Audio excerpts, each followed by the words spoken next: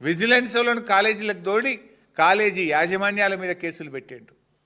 అరే ఆరోగ్యశ్రీ బకాయిలు ఇవ్వండి అని ఆసుపత్రులలో దరఖాస్తు పెట్టి దండం పెట్టి మొరబెట్టుకున్నా నువ్వు కనికరించలేదు. ఇక మేము బంద్ చేస్తాం ఆరోగ్యశ్రీ సేవలంటే ఆసుపత్రుల మీద పోలీసుల దాడులు, విజిలెన్స్ దాడులు, వైద్య ఆరోగ్య శాఖతో దాడులు చేపిస్తాడు. కాంట్రాక్టర్లు ఎవడన్నా చిన్న చిన్న కాంట్రాక్టర్లు మా బిల్లులు ఇవ్వమని ధర్నా చేస్తే వాళ్ళ చేసిన పనుల మీద విజిలెన్స్ ఎంక్వైరీలు పెట్టిస్తాడు.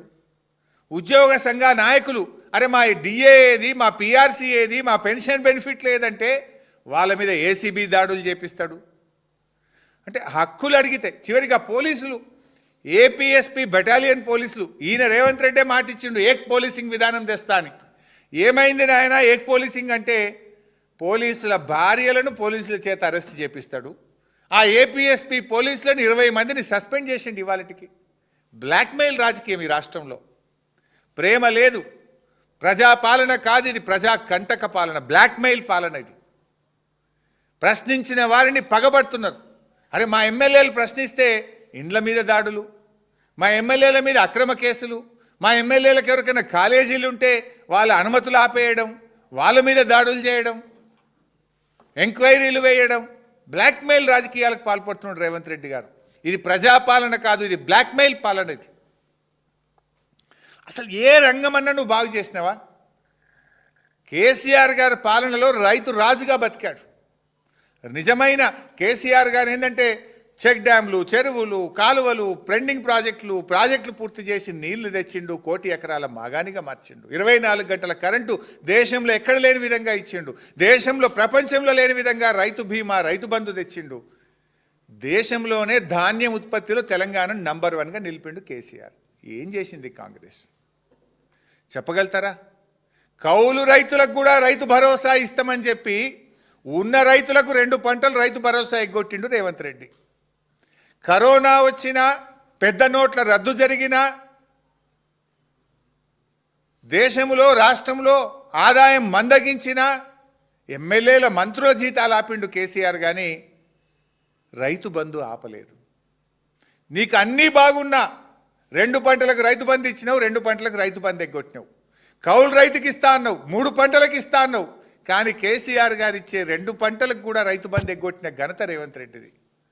రుణమాఫీ గురించి కూడా నేను ట్వీట్లో పెట్టిండు రేవంత్ రెడ్డి. పోదామా రేవంత్ రెడ్డి? నీ ఊరికి పోదామా? నీ కొడంగల్కి పోదామా? ఈ రాష్ట్రంలో ఏ ఊరికి పోదామో చెప్పు. ఏ ఊర్లోనైనా సంపూర్ణమైన రుణమాఫీ అయిందేమో అడుగుదాం. అయింది తక్కువ, రుణమాఫీ కాంది ఎక్కువ. సిగ్గు లేకుండా ఇంకేందో ట్వీట్ పెట్టిండు. అలా ట్వీట్లో రాసిండు నేను రుణమాఫీ చేసిన రైతుల ఇది రుణ విముక్తి చేసిందట. ఏం చేసినావు నువ్వు?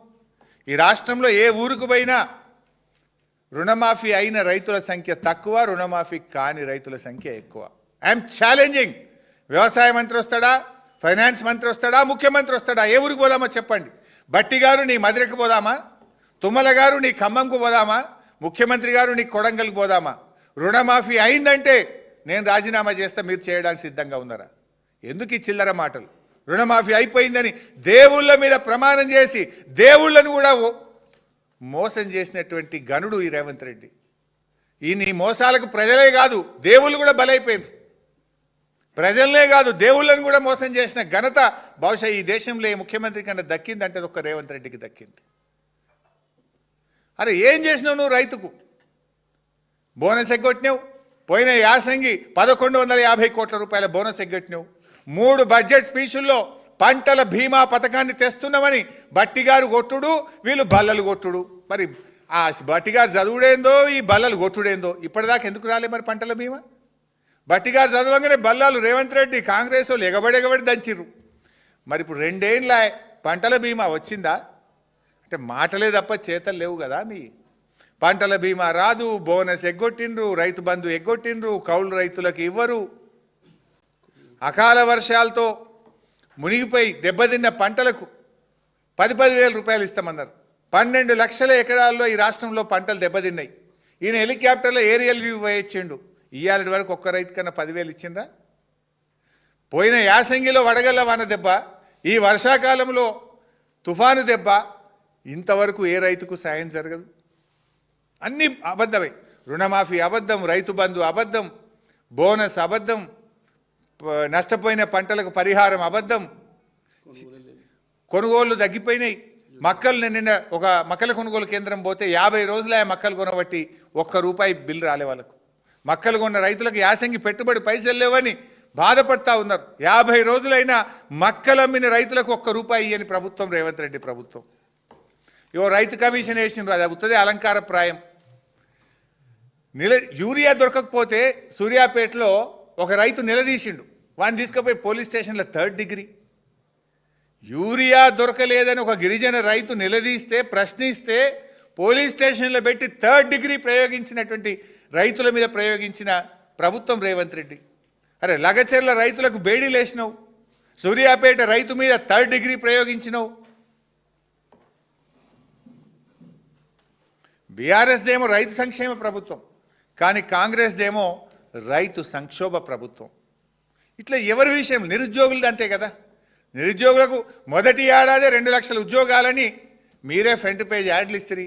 రాహుల్ గాంధీ స్వయంగా వచ్చి అశోక్ నగర్ చిక్కడపల్లి లైబ్రరీలో మెట్ల మీద కూర్చొని మాటిచ్చే ఏమైనా 2 లక్షల ఉద్యోగాలు. కేసీఆర్ గారి ప్రభుత్వం 1,65,000 ఉద్యోగాలు పూర్తి చేసింది. మరో 55,000 ఉద్యోగాలకు నోటిఫికేషన్లు ఇచ్చి పరీక్షలు పెట్టి ఫలితాలు ప్రకటిస్తే వాటికి నువ్వు కాయిదాలు పంచు. నువ్వు ఇచ్చింది ఎంత? 5-6 వేలు దాటి